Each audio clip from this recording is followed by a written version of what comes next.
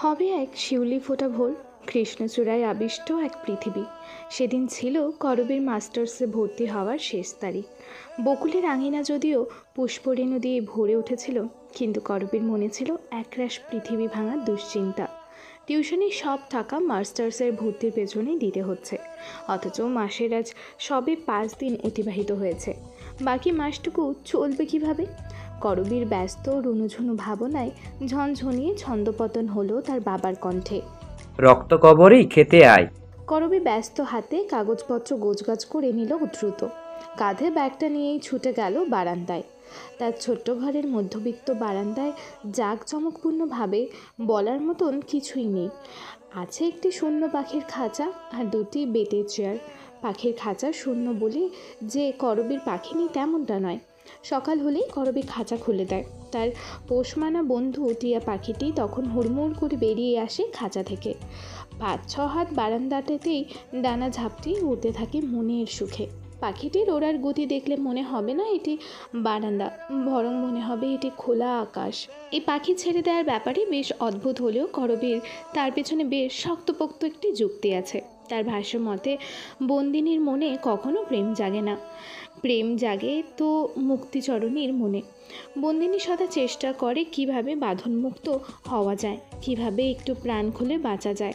আর বাঁধনমুক্ত থাকার ভাবনায় সে এতই মগ্ন থাকে যে ভালোবাসার গাঢ় হিসেব নিকেশ কষার আর সুযোগ হয়ে ওঠে না। কিন্তু মুক্তিচারিণী তো সদা মুক্ত। সে সর্বক্ষণ আকাশ পাতাল ঘুরে এসে দিন শেষে একটি আশ্রয়স্থল চায়, যেখানে একটু বাঁধন থাকবে, একটু ভালোবাসা থাকবে, একটু থাকবে প্রেম। যার পায়ে শিকল সেও ভালোবাসাকে কারাগার ভাবে, আর যার ডানায় ওড়ার স্বাধীনতা সে ভালোবাসাকে নিজের দিন শেষের নীড় ভাবে। আর এই যুক্তি অনুযায়ী করবী তার পাখিটাকে প্রতিদিন খাঁচা খুলে উড়তে দেয়, চলে যাওয়ার অনুমতি দেয় বহু দূর। কিন্তু পাখিটি যায় না। সারা দিন বারান্দায় ডানা ঝাপটাঝাপটি করে স্বেচ্ছায় ফিরে যায় খাঁচায়। পাখিটির থেকে যাওয়ার এই নিয়মে করবী হাসে। অবাক চোখে তাকিয়ে সে উপলব্ধি করে যে থাকতে চায় সে ছোট্ট বারান্দাকেও আকাশ ভেবে থেকে যায়, আর যে না থাকায় সে আকাশকেও খাঁচা ভেবে মুক্তি চায়। বারান্দায় চঞ্চল ডানায় উড়ে বেড়ানো টিয়াটি করবীকে দেখেই বার কয়েক আহ্লাদে ডানা ঝাপটালো। তার আদুরে কণ্ঠে ডাকলো, সই সই, মনের কথা কই? করবী হাসলো, বলল, আমারে না কইলে কারে কইবি বানি, কইয়া ফেল। করবীর উত্তর শুনেও টিয়াটি তার মনের কথা বলে না। বলবে কীভাবে? সে যা এতটুকুই বলতে শিখেছে বাবার কাছ থেকে। বাকিটুকু যখন শিখবে তখন টিয়াও নিশ্চয়ই তার মনের কথা বলবে। আচ্ছা, টিয়াটিরও কি মন আছে? হয়তো আছে। মন আছে বলেই তো করবীর ভালোবাসা বুঝে থেকে গেছে। মন না থাকলে তো সে কবেই উড়াল দিত বিশাল আকাশের খোঁজে। এই পৃথিবীতে সকলেরই মন আছে, ঘাস পাতা আকাশ নদীর, কেবল মন নেই মানুষের। তাই তো তারা বিশাল পেলেও বিস্তরের লোভে উড়ে যায়। প্রেম ভালোবাসার পিছু টানও তাকে আটকে রাখতে পারে না। যথারীতি টিয়া পাখিটির থেকে বিদায় নিয়ে করবী উপস্থিত হলো রান্নাঘরে। ছোট্ট রান্নাঘর তাদের, সেখানেই তারা বাবা মেয়ে পেট পুড়ে মন ভরে খেয়ে নিতে পারে। বাবা মেয়ের ছোট্ট এই সংসার, ছোট্ট দুটো ঘর, একটি ছোট টিয়া, ছোট্ট বারান্দা নামক আকাশ, আর ঘুণে ধরা কয়েকটি আসবাবপত্র ছাড়া তেমন কিছুই নেই। হ্যাঁ, আরেকটি জিনিস অবশ্য আছে, তা হলো আধ পুরনো এই রুমের পাঁচিল জুড়ে অভাব অনটনের এক মুঠো সুখ। গরম ভাতে সিদ্ধ আলুর অর্ধেকটা ঘি দিয়ে মাখিয়ে মুখে পুড়ে নিতে নিতে করবী বাবাকে শুধালো, বাজার লাগবে আব্বা, কিছু তো নেই মনে হয়, আমাকে বলো কি লাগবে, নিয়ে আসবো। তৈয়ব হোসাইন তখন ডাল নামাচ্ছিলেন। মেয়ের কথায় একগাল হেসে বললেন, 2টো ডিম নিয়ে আসিস তো। গত 4-5 দিন যাবৎ এক আলু সিদ্ধ দিয়েই ভাত খাচ্ছিস। সারাদিন এত খাটাখাটুনি করিস, শরীরে তো শক্তি লাগবে নাকি? করবী মাথা নাড়ায়, আবারও ভাত মুখে পুড়ে নিয়ে বলে, ভাবছি আজ মাছ আনবো, ডাক্তার বললেন তোমার প্রোটিনের অভাব, মাছ মাংস আনতেই হবে। মেয়ের কথায় বড় বিরক্ত হলেন যেন বাবা। চোখ মুখ কুঁচকে বললেন, ডাক্তারদের কথা ধরিস না তো এত। আজকালকার ডাক্তারদের ভরসা হয় না। একবার তোর হালিম চাচাকে ডাক্তার বলল তোর চাচা নাকি ক্যান্সার, বেশি দিন বাঁচবে না। অথচ তোর হালিম চাচা বেশি দিন বাঁচলো, শেষমেশ মরল স্ট্রোক করে। করবীর এই গল্প মুখস্থ, এটা নতুন না।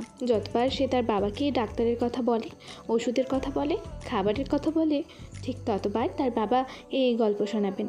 কিন্তু সে তো জানে তার বাবা যে ভেতর ভেতর জানেন মেয়ের এক একটা দিন কত যুদ্ধ করে যায়, তাই মেয়ের কাঁধের চিন্তা ভার কমাতে এসব গল্প বোনেন। বেঁচে থাকার যুদ্ধে কিছুটা ধৈর্য আর একটু বাড়ানোর গল্প সাজান। করবীর খাওয়া শেষ হয় ঝটপট, মুখ ধুয়ে উঠে যায় ব্যস্ততা নিয়ে। বাবার ওষুধের প্রেসক্রিপশনটা আলগোছে ব্যাগের ভেতর নিয়ে নেয়। বাবার কাছ থেকে বিদায় নিয়ে বেরিয়ে যায় বাসা থেকে।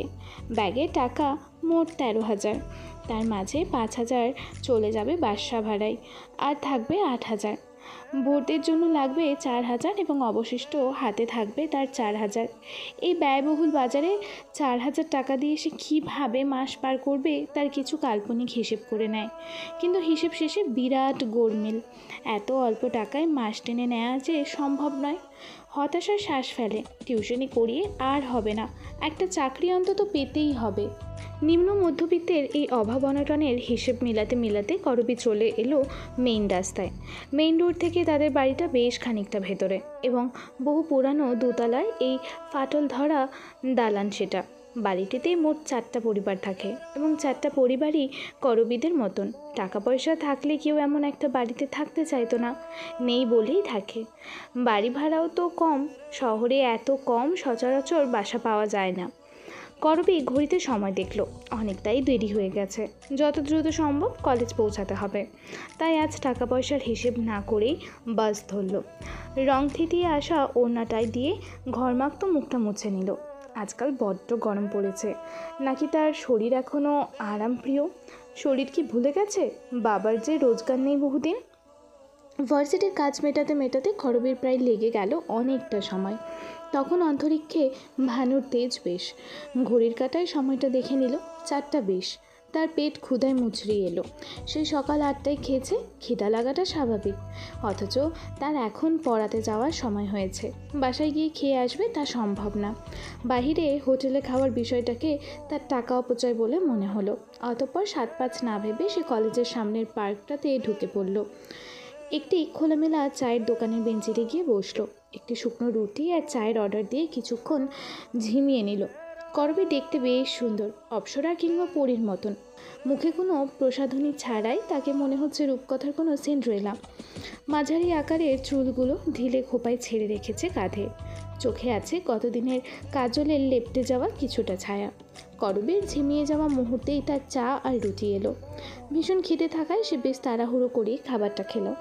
এতটুকু খাবারেই তার রাক্ষসের মতন খিদেটা নিভে গেল দ্রুত। সে উঠে গেল বিল দিতে এবং ঠিক সেই মুহূর্তে ঘটল বিপত্তি। বিল দিতে গিয়ে সে আবিষ্কার করলো তার ব্যাগে অবশিষ্ট টাকাগুলো নেই। কোথায় গেল? করবীর বুকে হুট করে মোচড় দিয়ে উঠল। ততক্ষণে দোকানদার তাড়া দিলেন, আফা টাকাটা দেন। করবী ব্যাগ তন্ন তন্ন করে খুঁজল। একবারের জায়গায় দুবার, দুবারের জায়গায় 4বার, কিন্তু টাকাটা নেই। নেই। তার এখনও মনে আছে ভর্তির টাকাটা দেওয়ার সময় বাকি টাকাগুলো ছিল। তারপর ভিড়ে দাঁড়িয়ে ফর্মালিটিসগুলো পূরণ করার সময় কি তার টাকাগুলো কেউ নিয়ে নিল? করবীর মাথায় যেন আকাশ ভেঙে পড়ল। আসার সময় বাড়িওয়ালাকে পায়নি বলে বাসা ভাড়াটাও দিতে পারেনি। সব টাকা ব্যাগেই ছিল। তার 1 মাসের সম্বল সব শেষ হয়ে গেল, সব শেষ। দোকানদার হয়তো করবীর লাল হয়ে যাওয়া মুখমণ্ডল দেখে কিছু আঁচ করতে পারলেন। আর মানুষের স্বভাব অসহায়কে আরও অসহায় করে দেয়া। সেই স্বভাব অনুসারেই দোকানদার হাঁক ডাক শুরু করলেন। প্রয়োজনের তুলনায় বেশি রুক্ষ হয়ে বললেন, টাকা না থাকলে আপনারা খাইতে আসেন কেন? টাকা দেন, না হয় কিন্তু খবর আছে। দোকানদারের আকস্মিক হাঁক ডাকে করবী আরও দিগ্ভ্রান্ত হলো। প্রায় কাঁদো কাঁদো হয়ে মলিন কণ্ঠে বলল, চাচা, আমার টাকাটা পাচ্ছি না। একটু আগেও টাকাগুলো ছিল, এখন পাচ্ছি না। দোকানদার খেপলেন, মগের মূল্যক নাকি? আমার টাহা দিবেন এখনই। আপনাগো দান্দা আমার জাননি না ভাবছেন? করবী হাত জোর করলো, মিনতি স্বরে বোঝানোর চেষ্টা করলো, কিন্তু দোকানদার বুঝতে নারাজ। একে একে রঙ্গ তামাশা দেখতে মানুষের ভিড় বাড়ল।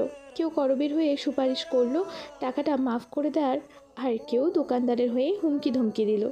ঠিক এই মুহূর্তে এসে লজ্জায় অপমানে করবীর মাথা ঘুরে গেল। ইস, জীবন তার পরীক্ষা এমন বাজেভাবে নিচ্ছে। শেষমেশ কিনা সম্মানের নিলামি দেখতে হচ্ছে। হা, ঠিক সেই মুহূর্তে বাকবিতণ্ডার এক ধরনের কথার বিপরীতে একটি ভিন্ন কথা ভেসে এলো। কত টাকা হয়েছে আমি দিচ্ছি। ব্যাস, সকল উৎসুক দৃষ্টি ঘুরে গেল সেই ব্যক্তির দিকে। করবীও তাকালো ফ্যালফ্যাল করে। একটি পাঞ্জাবি পরিহিত শ্যামলা বর্ণের সুপুরুষ এগিয়ে এলো। 100 টাকার একটি নোট দোকানদারের দিকে এগিয়ে দিয়ে বলল, ভার্সিটির সামনে দোকান বসিয়ে ছাত্রছাত্রীর দুঃখ যদি না বুঝেন তাহলে তো আপনার এই দোকান এখানে টেকবে না চাচা। রাখুন টাকাটা, ওর বিলটা রেখে বাকি টাকাটাও রেখে দিয়েন নিজের কাছে। ভবিষ্যতে আবার কেউ এমন বিপদে পড়লে তখন এমন বিভ্রান্তিতে ফেলবেন না তাকে। আমার এই টাকাটা ধরুন, তার জন্য আগে থেকেই দিয়ে রাখলাম। জনসমাগম অবাক নয়নে তাকিয়ে রইল। সেই সুন্দর চিন্তার পুরুষটি এবার জনসমাগমের অবাক দৃষ্টি উপেক্ষা করে বলল, ভিড় না করে কেউ একজন সাহায্য করেই তো পারতেন। মানুষের বিপদে মজা নেওয়ার মতন অমানবিকতা নিয়ে বেঁচে না থাকলেও পারেন আপনারা। ব্যাস, এতটুকু কথাতেই ভিড় খালি হয়ে গেল, জনশূন্য হয়ে গেল জায়গাটি। কেবল একধারে বহুক্ষণ যাবৎ এখানে বসে ঝিমোতে থাকা কুকুরটিই অবশিষ্ট রইল। আগন্তুকের এহেন সাহায্যে কৃতজ্ঞতায় নুয়ে গেল করবী। বারংবার বলতে লাগলো, আপনাকে অনেক ধন্যবাদ, আপনি না থাকলে কী যে হতো। ধন্যবাদ।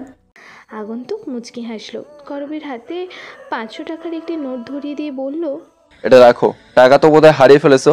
রাস্তায় তোমার প্রয়োজন হতে পারে, পরে সময় করে না হয় শোধ করে দিও। করবী দোনামোনা করে টাকাটা নিল। এখন অতিরিক্ত আত্মসম্মান দেখানো মানে আবারও রাস্তায় কোথাও না কোথাও সম্মানহানির মুখোমুখি হওয়া। এর চেয়ে টাকাটা নিয়ে নেওয়াই উত্তম। করবী টাকাটা নিল এবং সাথে আগন্তুকের ফোন নাম্বারটিও নিল। কথা দিল খুব দ্রুতই পরিশোধ করে দেবে টাকাটা। অপরিচিত লোকটি হাসলো, ঘাড় কাত করে বলল, দিও সময় করে, সমস্যা নেই। আমাকে ভার্সিটিতেই পাবে, আমি এই ভার্সিটির পুরনো স্টুডেন্ট। সকলে তিমির ভাই বলেই ডাকে, নাম বলেই হবে। আর যাই, আমার কাজ আছে। করবী ঘাড় কাত করলো, তবে কিছু একটা মনে হতেই বলল, আমার নাম করবী, পরে যদি না চিনেন তাই নামটা জানিয়ে রাখলাম। ধন্যবাদ দিয়ে ছোট করব না স্যার, কখনো যেন আপনার উপকারে আসি, দোয়া করবেন। তিমির ঘাড় কাত করলো, খানিক হেসে বলল, স্যার ডেকে এত ফর্মাল হওয়ার প্রয়োজন নেই। রক্ত করবি, তুমি আসতে পারো এখন। করবী আর কথা বাড়ালো না। লোকটা তার সাথে কথা বাড়াতেও চায় না বুঝতেই সে পথ ধরল। পেছন থেকে এসে তিমির নামক লোকটার রাশভারী কণ্ঠ শুনতে পেল। লোকটা কাউকে ডেকে যেন বলছে, ইমন, কলেজের সামনে এমন দোকানদার বসে কিভাবে? ওনার একটা ব্যবস্থা করে দে শীঘ্রই। এমন অস্বস্তিতে ফেলা মানুষজনের প্রয়োজন নেই এখানে। আর কিছু বলছে লোকটা, কিন্তু করবী শুনতে পায়নি। অনেকটা পথ যাওয়ার পর সে আবার পিছু ফিরে দেখল, কিন্তু শ্যামবর্ণের সে সুদর্শন পুরুষটি ভুল করেও তাকায়নি একটিবার। তবে করবী তাকিয়েছে। তার 24 বছরের জীবনে সে প্রথম কোনো পুরুষকে দ্বিতীয়বার ঘুরে দেখেছে, অথচ সে পুরুষ কিনা একবারও চাইল না। এই প্রথম কেউ বোধহয় করবীর আগুন ফুলকির মতন রূপ দেখেও আগ্রহ নিয়ে তাকালো না। পথের ধারে ঝিমিয়ে এসেছে রোদ। একটি ক্লান্ত সন্ধ্যা তখন। শহরের পথঘাট সেজে উঠেছে কৃত্রিম আলোয়। করবী টিউশনি করিয়ে বের হয়েছে মাত্র। তার ভীষণ লজ্জা লাগছে। টিউশনির বাসায় স্টুডেন্টদের আম্মুর কাছে এসে আগামী মাসের বেতন অগ্রিম চাইতেই মহিলা কেমন উগ্র আচরণ দেখালেন। মুখ ঝামটি দিয়ে বললেন, এত টেহা টেহা না কইরা একটু ভালো কইরা পড়াইবার মন দিলেও তো পারো। আমার পোলার হাতে লেখা দিন দিন বাজে হইতেছে, সেইটাই দেখবার পারো না। তাছাড়া আমার কি হেই মানুষ যে টিচারদের টাকা পয়সা সময় মতন দিবার পারি না? করবী আর কথা বাড়ালো না। এই স্টুডেন্টের মা একদম জন্মসূত্রে ঢাকার বাসিন্দা, তাই তার কথাবার্তায় আঞ্চলিক ভাবসাব এবং আচার আচরণে কিছুটা রুক্ষতা আছেই। তাই মহিলার সাথে আর কোনো কথা না বাড়িয়ে সে বাড়ি ত্যাগ করলো। তার কাছে যদি সামান্য কিছু টাকা থাকতো তাহলে সে জীবনেও এই বাড়ির দিকে ফিরে তাকাতো না। শিক্ষকতা পেশা সম্মানের, সেই সম্মানই যদি না পায় তবে এ পেশা করানোর মানে হয় না। কিন্তু কী করার, পেটের জন্য কখনো পিঠের মায়ের সহ্য করতে হয়, পেট চালানোর জন্য সম্মান কখনো বিসর্জন দিতে হয়। তবে মধ্যবিত্তের যে সম্মান বেশি দামি। বাকিদের কাছে অগ্রিম বেতনের কথা বলেনি সে। ভেবেছিল এই পরিবারটি যেহেতু বেশ সচ্ছল, তাই চাইলেই ম্যাডামের বেতন তারা হয়তো মাসের আগেই দিয়ে দিতে পারবে। কিন্তু করবী বোঝেনি এদের অর্থ থাকলেও যে মন মানসিকতা অনেককে ঘাটতি আছে। বুকে একরাশ দীর্ঘশ্বাস এবং মাথায় একঝাঁক চিন্তা নিয়ে সে যখন ফুটপাতে হাঁটা আরম্ভ করলো, ঠিক তখন পেছন থেকে তার ডাক এলো, ম্যাডাম একটু দাঁড়ান। করবী দাঁড়ালো। পেছনে ফিরে দেখলো তার 12 বছরের ছাত্রটি দাঁড়িয়ে হাঁপাচ্ছে। হয়তো ছুটে এসেছে বলে ক্লান্ত হয়ে গেছে।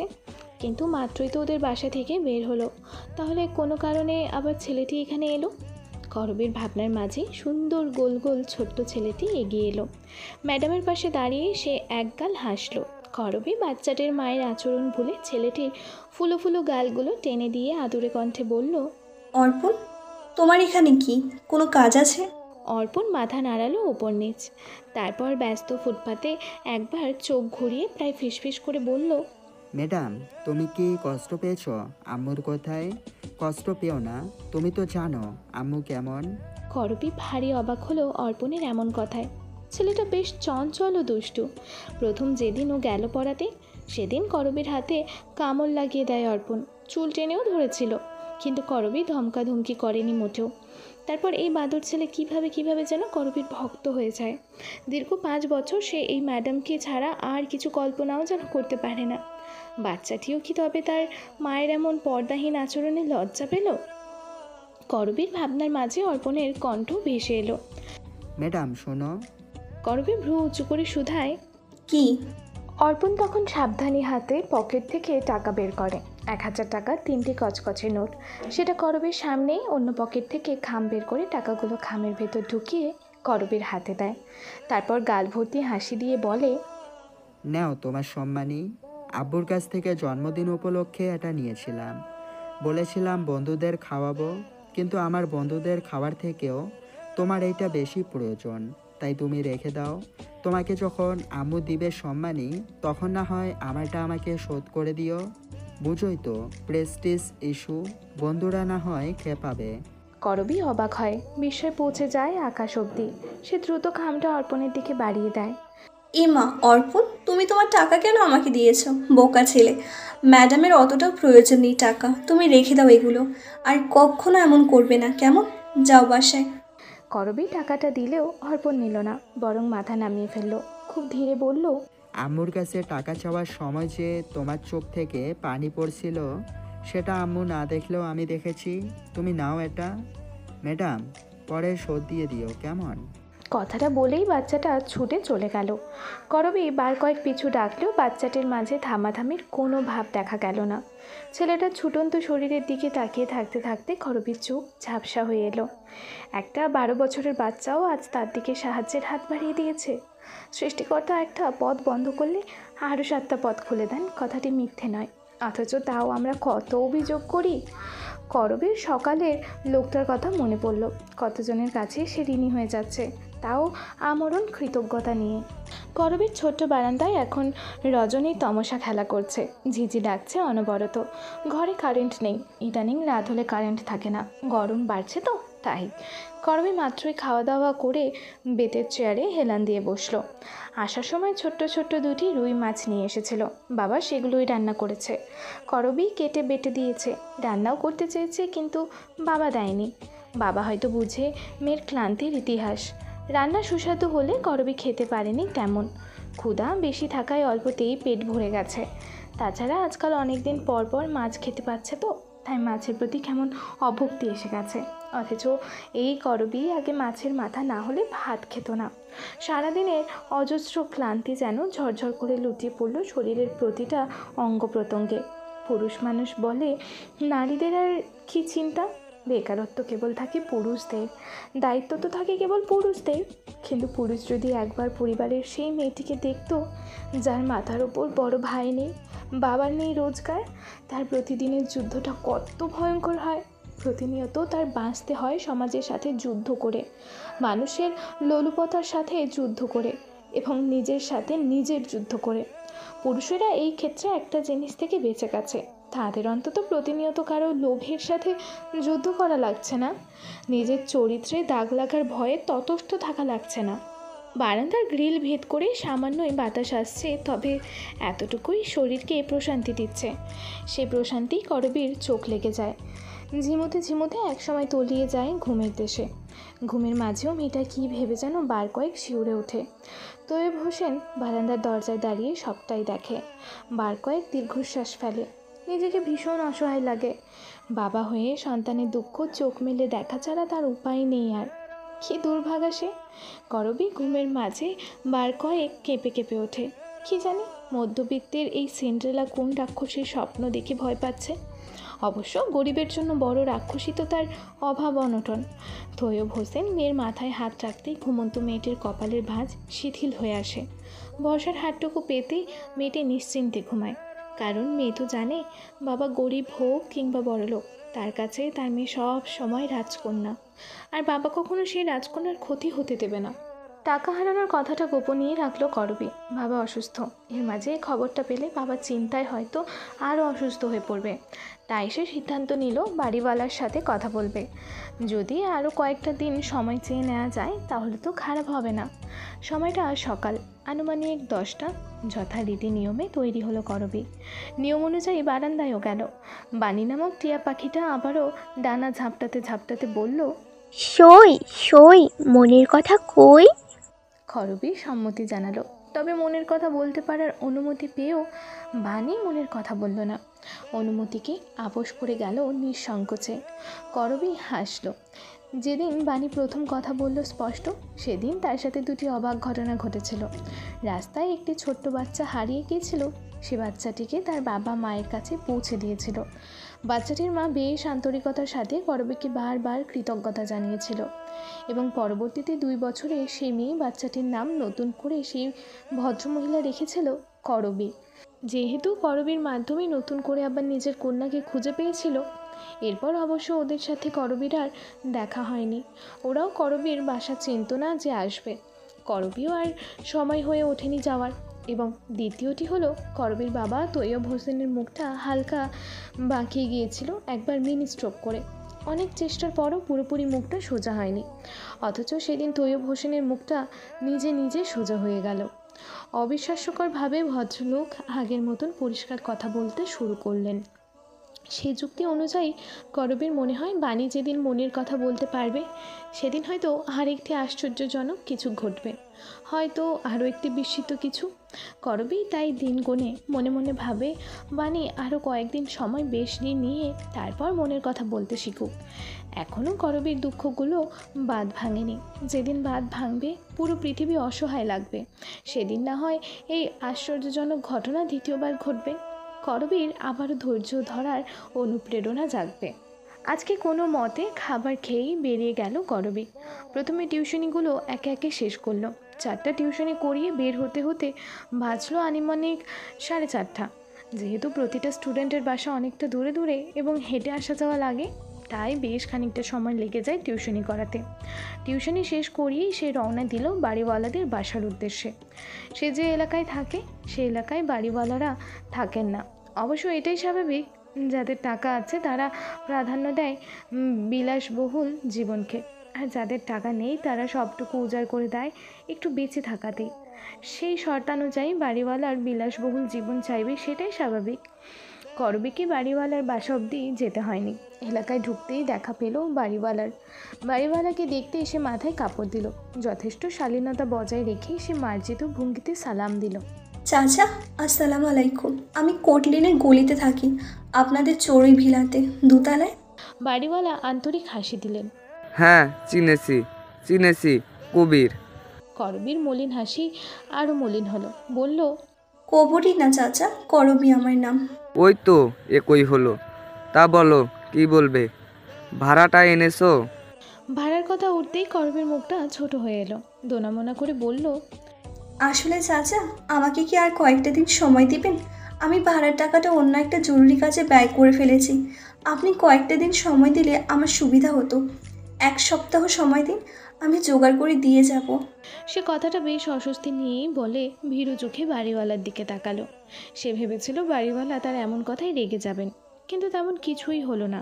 বরং ভদ্রলোকটির বিস্তৃত হাসি আর প্রশস্ততা লাভ করলো। তিনি করবীর বাহুতে ডান হাত রেখে কেমন কামনার দৃষ্টিতে তাকিয়ে বললেন, বাড়ি ভাড়া না দিলেও তো হয়। আমার ওই একটা ভাড়া না পেলেও কিছু আসে যায় না। তোমার এমন রূপ, এমন দেহ, এমন যৌবন থাকতে তুমি আমাকে ভাড়া দিতে চাও? বরং চলো ভাড়ায় কাটাকাটি করে ফেলি। আমি বাসা ভাড়া দিলাম আর তুমি দেহ ভাড়া, কেমন হবে? কথাটা থামতেই লোকটার লোভনীয় চাহনিতে ঘিন ঘিন করে উঠল করবীর শরীর। কি জানি কি হলো, সদা সকল পরিস্থিতিতে ঠান্ডা থাকা মেয়েটা ভয়ঙ্কর মূর্তি ধারণ করলো। সপ্তাহে বাবার বয়সী লোকটার গালে চর বসিয়ে দিল। নিস্তব্ধ এলাকায় এই চরের শব্দে যেন শহরের নিঃসঙ্গ কাকু ভীত হলো। অথচ করবীর দৃষ্টি তীর্যক, রাগে শরীর তার কাঁপছে। সে একদলা থুতু মেরে বলল, তোমার জিহ্বা টেনে আমি ছিঁড়ে ফেলবো, পাপী লোক। থেমে নেই ভদ্রলোকটিও, বরং আক্রোশে ফেটে পড়ে বলল, এই মাসেই আমার বাড়ি খালি করবি মা। আর তোর রূপ কিভাবে এই রুহুল ব্যাপারীর বিছানায় আসে, কেবল সেটাই দেখিস। করবী আর কথা বাড়ায় না, ছুটে চলে যায় সেই স্থান থেকে। ঘৃণা অপমানে তার মাথা ঘুরে আসে।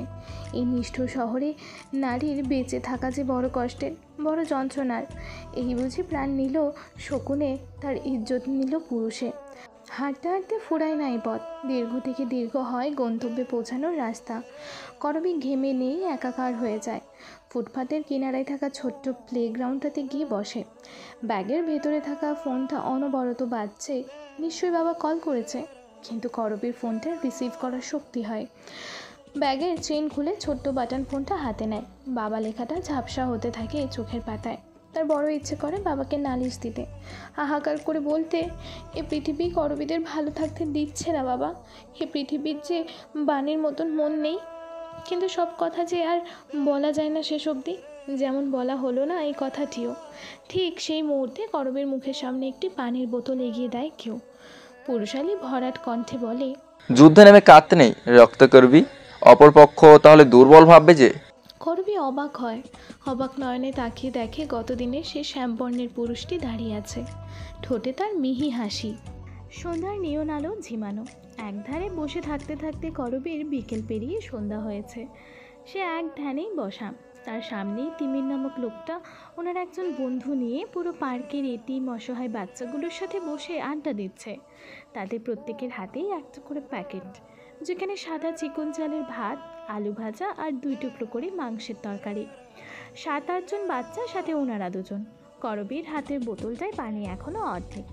লোকটিই তাকে পানির বোতলটি দিয়েছিল। করবী অবাক হলো।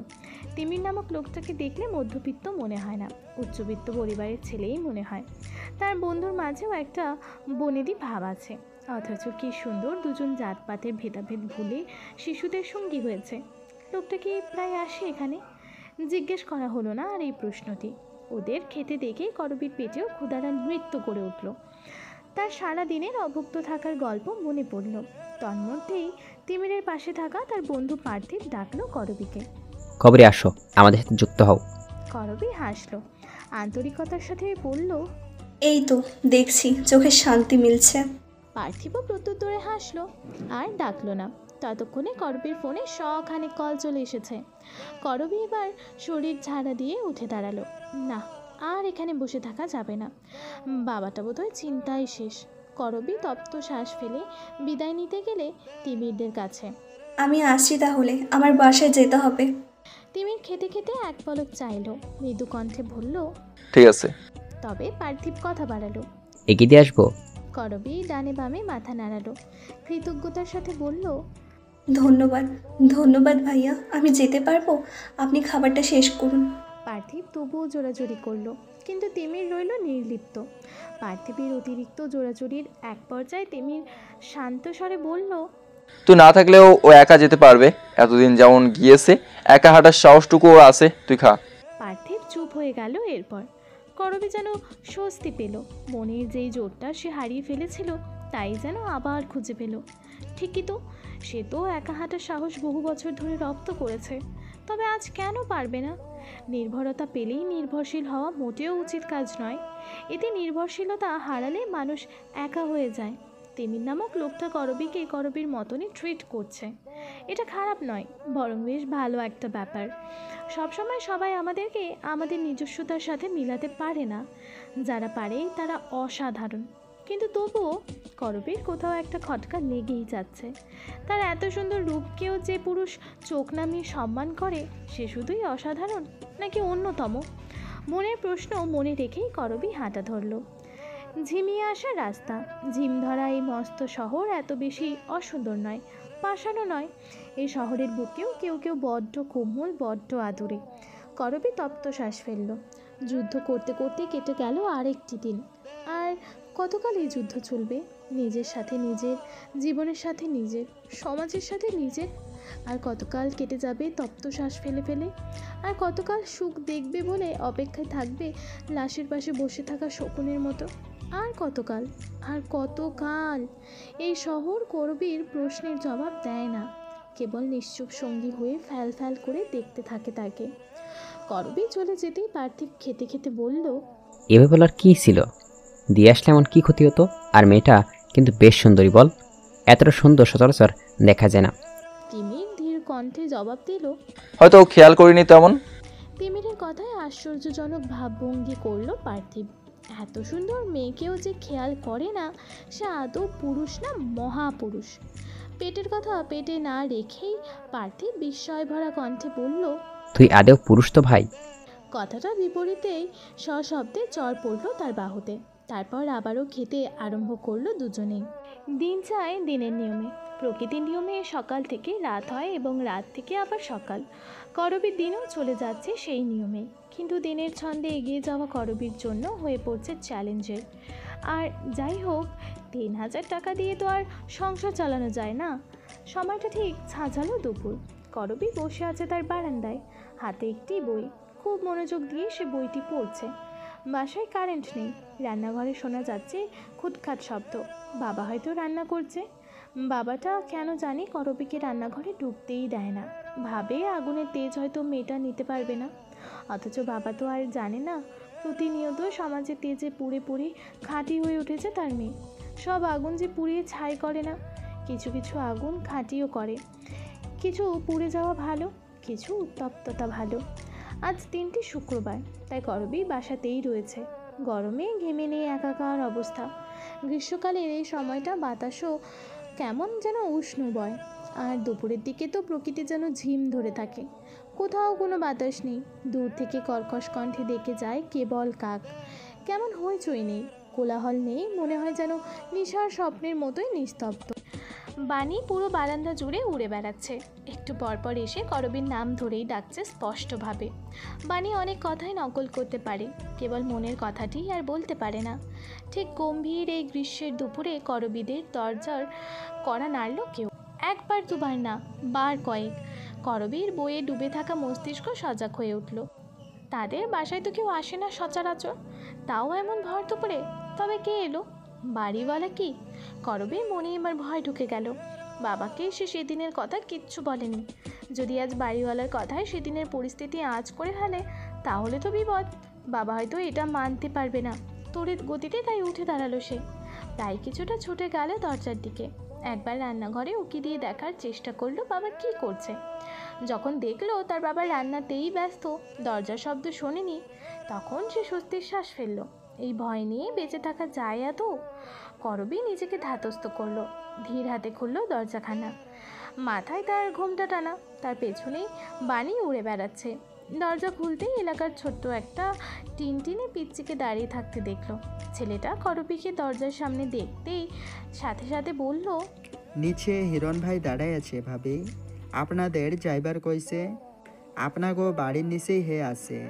ছেলেটা কথাটা উগরে দিয়েই ছুটে চলে গেল, যেন রাজ্যের কাজ ফেলে এসেছে সে। হিরণের কথা শুনতেই করবীর মুখ চোখ অন্ধকার হয়ে এলো। আবারও উকি দিয়ে রান্নাঘরে তাকালো। দেখলো এবারও বাবা রান্নায় নিমগ্ন। শুনতে পায়নি কিছু। আসলে রান্নাঘরটা মেইন দরজা থেকে কিছুটা ভেতরের দিকে বলে দরজা অবধি দেখা যায় না রান্নাঘর থেকে, তাই বাবা বুঝেনি হয়তো। করবী আলগা হাতে দরজাটা টেনে দিল। কিছুটা স্বাভাবিক হয়ে চলে গেল নিচে। ধীরে ধীরে সাথে সিঁড়ি বেয়ে নিচে নামতেই তাদের বাড়ির আধখোলা গেটটার সামনে বাইকের সাথে হেলান দিয়ে দাঁড়িয়ে থাকতে দেখা গেল হিরণ নামের ছেলেটিকে। বরাবরের মতনই ছেলেটি সিগারেট ফুঁকছে, হাতে রুমাল পেঁচানো, শার্টের বোতাম খোলা, ভেতরের কালো রঙের গেঞ্জিটি দেখা যাচ্ছে। কাটা ডান ভ্রুটা কুচকানো, কিছু ভাবছে হয়তো। করবী মাথা উঁচু করলো, মুখের আদল আগের তুলনায় বেশ খানিকটা শক্ত করে জিজ্ঞেস করলো, কি ব্যাপার, ডেকেছেন কেন? করবীকে দেখেও ছেলেটা সিগারেট ফেললো না, আগের ন্যায় ফুঁকতে লাগলো। কেবল পরিবর্তন হলো তার ধোঁয়া ছাড়া স্থান। এতক্ষণ সোজা ধোঁয়া ছাড়লেও এখন মুখটা কিছুটা ডান দিকে ফিরিয়ে ধোঁয়া ওড়াচ্ছে। যেন করবীর মুখে না লাগে। প্রশ্ন করে চুপ রইল করবী উত্তরের আশায়। হিরণ মন মতন সিগারেট ফুঁকে অবশেষে সিগারেটটা ছুঁড়ে মারল রাস্তায়। সেটা পা দিয়ে পিষতে পিষতে বলল, শুনলাম নতুন বাসা দেখছো। করবী থমকালো। এই ভয়টাই পাচ্ছিল সে, এই হিরণ অবধি না আবার খবরটা পৌঁছে যায়। কিন্তু যেখানে বাঘের ভয় সেখানেই সন্ধে হয়। নিয়ম অনুসারে এখানেও সন্ধে হলো। নিজের ভয়টা নিজের মধ্যেই মাটি চাপা দিয়ে করবী মৃদুমন্দ কণ্ঠে শুধালো, কে বলেছে? তুমি কি ভাবো আমাকে খবর দেওয়া লোকেরাও ভাব? যে খবরটা দিয়েছে ভুল দিয়েছে, এমন কিছুই না। করবীর কথা শেষ হতেই ঝংকার তুলে হাসলো লোকটা। বাইকের গ্লাসে তাকিয়ে চুল ঠিক করতে করতে বলল, ভুল দিলে তোমার মঙ্গল, কিন্তু ঠিক দিলে তোমার জন্য ভয়ঙ্কর হবে। আমার চোখের সামনে থেকে দূর হওয়ার চেষ্টাও করো না, ফল ভালো হবে না রুবি। লোকটির শীতল কণ্ঠের হুমকির বিপরীতে করবী জবাব দিল না। তবে বাণী করবীর মাথার উপর উঠতে উঠতে বার কয়েক বলল, অসভ্য হিরণ, অসভ্য হিরণ। বাণীর কথায় হিরণ মুখ কুঁচকালো, কিছুটা ধমকে বলল, রুবি, তোমার এই টিয়ারে কিন্তু আমি একদিন মায়ের ভোগে পাঠিয়ে দিব। এটার মুখ এত চলে। করবী বাণীকে ইশারা দিল, ডাকলো, চুপ করে থাকতে বলল। কিন্তু বাণী আর শুনল না। সে নিজের মতন বলতেই লাগলো। ঠিক সেই মুহূর্তে ধূপধাপ শব্দ করে সিঁড়ি থেকে নেমে আসতে দেখা গেল বিন্দুকে। করবীদের বিল্ডিংয়ের ছাদের এক কোনায় যে রুমটা, সেখানেই থাকে বিন্দুরা। 16-17 বর্ষিয়া মেয়েটি, গায়ের রং বেশ চাপা, পরনে তার কটকটে হলুদ রঙের একটি সুতির 3 পিস, গলায় পুঁথির মালা, কানেও সেই পুঁথির কানের দুল, ঠোঁটে চকচকে লাল রঙের লিপস্টিক দেওয়া, নাকে মাঝারি আকারের একটি নাকফুল। আপাতত দৃষ্টিতে তাকে ভীষণ সেকেলে এবং বিদঘুটে দেখতে লাগছে। কালো গায়ে এই রঙটা একদম মানাচ্ছে না। ঢেউ ঢেউ চুলগুলোতে চুপচুপে করে তেল দেওয়ার কারণে গায়ের কালো রঙটা আর তেলতেলে কালো দেখাচ্ছে। তবে করবী বিশেষ কোনো অদৃশ্য কারণে মেয়েটাকে পছন্দ করে। দেখা যায় তাদের দুজনের অবসর সময় কাটে দুজনের সঙ্গে টুকটাক কথা বলে। দুজনের বয়সে মোটামুটি পার্থক্য থাকলেও দুঃখ ভাগ করার সময় তারা হয়ে যায় সমবয়সী। বিন্দু সিঁড়ি বেয়ে নেমে ঝলমলে হাসি দিল। চিকচিক করা অক্ষে যুগল দিয়ে ঘুরিয়ে ঘুরিয়ে দেখল হিরণকে। এরপর লাজুকতার ন্যায় লজ্জা নিয়ে বলল, হিরণ ভাই যে, ভালো আছো? হিরণ বিরক্ত নিয়ে একবার বিন্দুর দিকে তাকালো। অতঃপর তার কথা শুনতে পায়নি ভাব করেই করবীকে বলল, বিকেলের দিকে তোমার বাসায় বাজার পাঠাবো। শুনছি সেদিন বাজারে গিয়েছিলে মাছ কিনতে। বাজার পাঠালে কোনো রকম নাটক করা ছাড়া সেগুলো নিবে। করবী এতক্ষণ বিন্দুর দিকে তাকিয়ে থাকলেও এখন বিস্ফোরিত নয়ন ফেলল হিরণের দিকে। হিরণ কি কোনোভাবে করবীকে অক্ষম ভাবল? করবীর ভালো খাবার কেনার সাধ্য নেই সেটা বোঝাতে চাইল? মনে মনে প্রশ্নগুলো ভেবেই করবীর রাগ উঠল ভীষণ। ফর্সা মুখ লাল টুকটুকে হয়ে গেল, চোখ মুখ কাঠিন্যতা ছেয়ে গেল। বলল, আমারই কি আপনার অক্ষোভ মনে হয়? সারাদিন খাটাখাটুনি করে যে আয় করি তাতে আমার হয়ে যায় যথেষ্ট। আপনাকে এত আগ বাড়িয়ে সাহায্য করতে হবে না। কথা শেষ করে ধপাধপ পায়ে চলে গেল করবী। পেছনে বাণীও গেল বলতে বলতে, অসভ্য হিরণ, অসভ্য হিরণ। বিন্দু তাকিয়ে রইল ডাব ডাব করে হিরণের দিকে। হিরণ করবীর যাওয়ার দিকে তাকিয়ে রেগে লাথি দিল সামনের দেয়ালটাতে। যখন দেখলো বিন্দু তার দিকে হাঁ করে তাকিয়ে আছে, তখন সে আরও রেগে গেল। চেঁচালো, এমন হাবাইত্তার মতন তাকায় আছোস কেন? খায়া ফেলবি আমারে? নেখা, অসভ্য মেয়ে, যা বাসায় যা। তোর এই ক্যাটকেটে হলুদ রংটা দেখে আমার মাথা ঘুরাচ্ছে। অসভ্য বিন্দু। বিন্দু তৎক্ষণাৎ চোখ নামিয়ে ফেললো। এত রাগের বিপরীতে লাজুক হেসে বলল, তোমারে সুন্দর লাগছে হিরণ ভাই, মনে হচ্ছে সিনেমার নায়ক। তুমি এত সুন্দর কেন? হিরণ জবাব দিল না। বেশ গতিতে বাইকটা স্টার্ট দিয়ে সাঁ করে ছুটে চলে গেল। বিন্দু তবুও তাকিয়ে রইল। বাণী বারান্দা থেকে বারবার বলতে লাগলো, অসভ্য হিরণ, অসভ্য বিন্দু, অসভ্য হিরণ, অসভ্য বিন্দু। সকাল সকাল তৈরি হলো করবী। এই তো সময় মাত্র 8:30। ওর ঘুম ভেঙেছে ভীষণ ভোরে। সারা রাত ঠিক মতন ঘুম হয়নি। আর নতুন কি, প্রায় সময়ই তার ঘুম হয় না। এমন নয় যে ঘুম আসে না, ঘুম আসে ঠিকই, কিন্তু চোখ বন্ধ করলেই যেন চোখের পাতায় নৃত্য করে অভাব, অনটন আর দুশ্চিন্তা। তারপর ঘুম যে কোথায় ছুটে পালায় আর আসে না। তাছাড়া খুব ছোটোবেলা থেকেই করবীর ঘুম নিয়ে সমস্যা।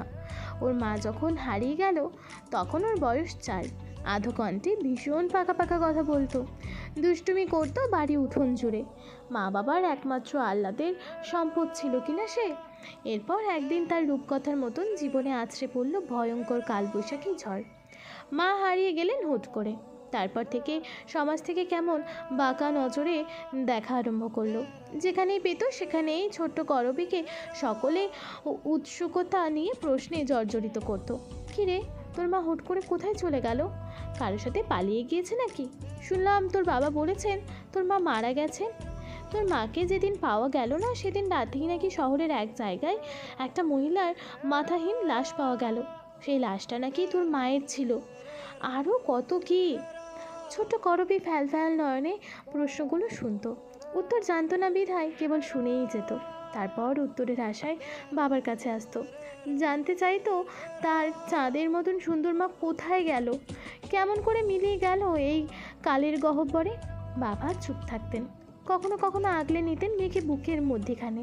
তারপর ওই রকম একটা অসুস্থ পরিবেশে থাকতে থাকতে করবী অসুস্থ হয়ে গেল একবার। অন্ধকার রুমে একা বসে মা মা করতো, কারো সামনে আসতো না, কান্না করতো। রোগ যখন ভয়াবহ হলো ডাক্তার বললেন এই পরিবেশ থেকে দূরে নিয়ে যেতে। পরিবেশ বদলালেই, ভাবনা বদলালেই ছোট্ট মেয়েটা সুস্থ হয়ে যাবে। তারপর আর কি, ছেড়ে এলো সোনার শৈশবের অর্ধাংশ সুখে কাটানো বাড়ি, ছেড়ে এলো প্রিয় জায়গা, ছেড়ে এলো বন্ধু বান্ধব।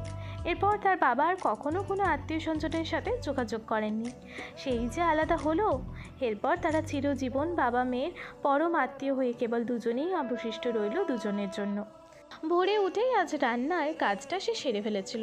বাবা আজ না হয় একটু বিশ্রাম নিলেন, রান্না শেষ করেই তৈরি হয়ে নিল সে। আজ 9:30টায় ভার্সিটিতে একটা ক্লাস আছে, তারপর আবার 1:30টায় একটা। ভার্সিটি শুরু হয়েছে বেশ খানিকটা দিন তো হলো।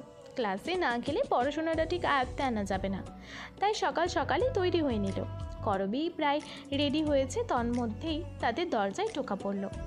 একবার দুবার নয়, বেশ কয়েকবার।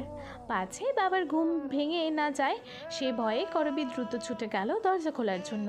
দরজাটা খুলতেই 4 বর্ষীয় আর 3 শরীরের মেয়ে হুতুমকে চোখে পড়ল। ময়লাটা একটা ফ্রক পরনে, শ্যামলা আদলের মেয়েটি তার বড় বড় আশ্চর্য সুন্দর রকমের চোখ দুটি মেলে হাসল। সরু ঠোঁট দুটো কেমন নাটকীয়তার সাথে নাড়িয়ে বলল, এই যে বাণীর মা, তোমারে বিন্দুমালা যাইতে কইছে, তোমার লগে নাকি হের কথা আছে? হুতুমকে দেখেই গাল ভরে হাসলো করবী। এই হুতুমকে তার বেশ পছন্দ। হুতুম বিন্দুর বোন। বিন্দুর চেহারা অবয়বের সাথে হুতুমের পুরো মিল। তারা যে দুজন দুজনের আত্মীয় তার চেহারা দেখেই স্পষ্ট বোঝা যায়, কিন্তু দুজনের মাঝে কিছু পার্থক্য আছে। বিন্দুর চোখের মণি কালো মিচমিচে হলেও হুতুমের চোখের মণি গাঢ় বাদামি, বিদেশিদের যেমন হয় না তেমন, এবং চুলগুলো কোমর অবধি, তাও মাঝামাঝি রকমের সোনালি। কি যে সুন্দর লাগে বাচ্চাটাকে, মনে হয় জলজান্ত পুতুল, গরিবের ঘরে মিষ্টি পুতুল। করবীর মাঝে মাঝেই মনে হয় হুতুম যদি কোনো বড় লোকের ঘরের মেয়ে হতো তাহলে হয়তো হুতুমের গায়ের রঙটা সঠিক যত্নে দারুণ ঝলমলে হয়ে যেত। কিন্তু ভাগ্যের ফের, এত সুন্দর পরীটা জন্মালো একদম হতদরিদ্রের ঘরে, যাদের দিন আনে দিন খায় অবস্থা। শখ করে বাচ্চা যত্ন করার সময় কই তাদের, সেজন্য গায়ের রঙটা কিছুটা মলিন হয়ে গিয়েছে বাচ্চাটার।